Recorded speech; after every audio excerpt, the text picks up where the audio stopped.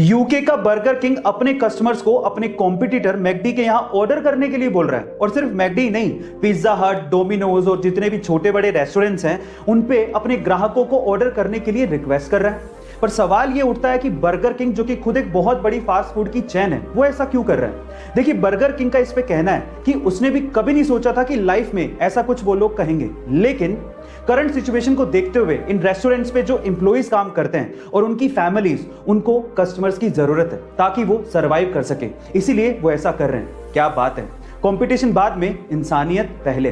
Burger king के सोच के लिए एक हार्ट तो बनता है। गाइस, आपको बर्गर किंग की सोच कैसे लगी कमेंट सेक्शन में जरूर लिखिएगा। अगर आप फिट और हेल्दी लाइफ जीना चाहते हैं तो आपको आपके खाना खाने के तरीकों में कुछ बदलाव करने बेहद जरूरी हैं।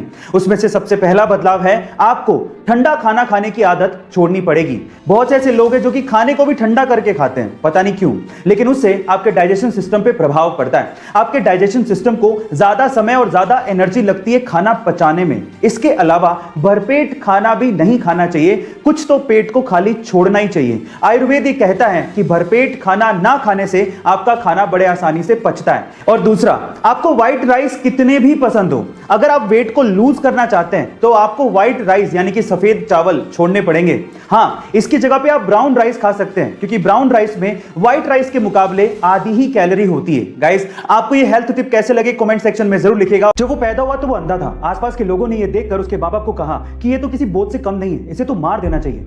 अंधा होने की वजह से बमुश्किल उसे किसी स्कूल में एडमिशन मिला, लेकिन वो पढ़ने में बहुत होशियार था। 10th में 90% मार्क्स बनाने के बाद वो 11th में साइंस लेना चाहता था, लेकिन आंध्रा का कोई भी स्कूल उसे एडमिशन देने को तैयार ही नहीं था। कोर्ट में लड़ाई लड़ने के बाद उसे साइंस में पढ़ने को मिला।